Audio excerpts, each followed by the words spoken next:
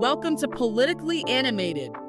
Today, we're diving into a major shift in corporate America that's sparking a lot of discussion. Walmart, the retail giant, has reportedly decided to scale back its diversity, equity, and inclusion (DEI) programs, aligning with moves by other big companies in what appears to be a response to political pressures from the Trump administration. Let's break this down. This morning, a major decision at Walmart, not about holiday sales, but about diversity programs, also known as DEI programs. It's joining a growing list of companies rolling them back.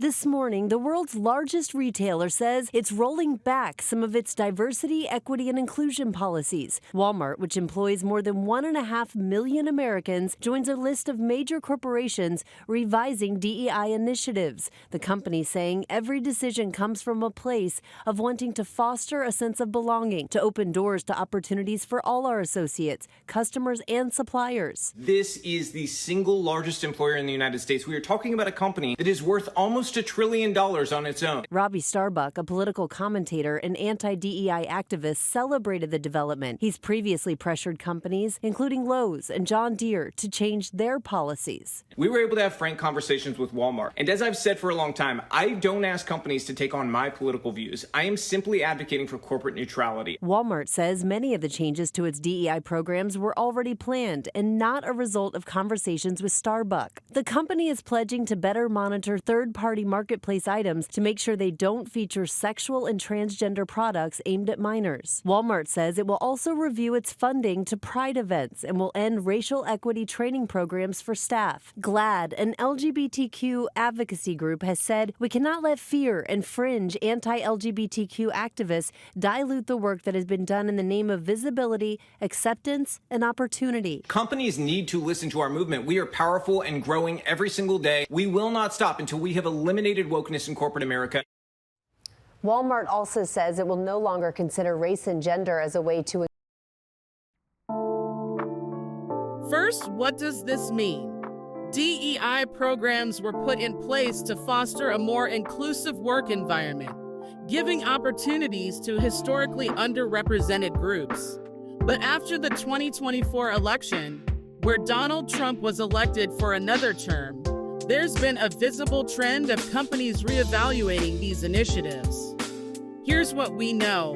Conservative activist Robbie Starbuck has taken credit for this shift, suggesting direct communications with Walmart led to these changes. This isn't just about Walmart. We've seen similar actions from companies like Ford, Lowe's, and Harley-Davidson. The argument from the conservative side is that these programs can sometimes lead to reverse discrimination or favoritism. Walmart's planning on rolling back some of its diversity, equity, and inclusion efforts. 4029's Brandon Evans has his eyes on the economy. So the retailer is the latest company to backtrack on diversity initiatives. The company's not going to be renewing a commitment for an equity racial center that was set up in 2020 after the killing of George Floyd. Now, racial equity training programs for staff will also be coming to an end, the company said. Now, today we're hearing reaction from the NAACP in Northwest Arkansas on Walmart's announced plan.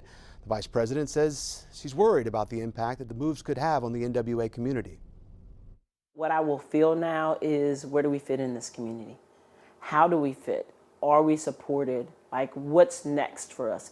And it was already difficult for individuals to make a decision to relocate to Northwest Arkansas.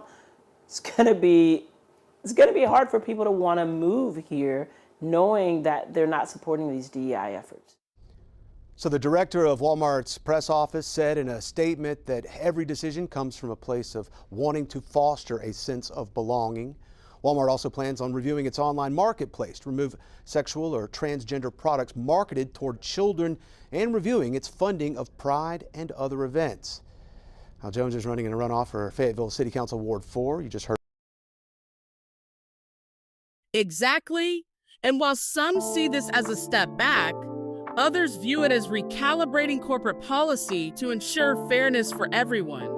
The question remains, how will this affect Walmart's workforce diversity?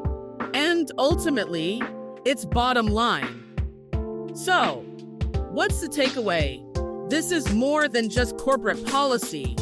It's a reflection of the broader societal debate on inclusivity versus neutrality in business practices. We'll keep an eye on how this plays out in the coming months. Do you agree with Walmart's decision? Let us know in the comments below. Don't forget to like, subscribe, and hit that bell icon for more updates on this evolving story.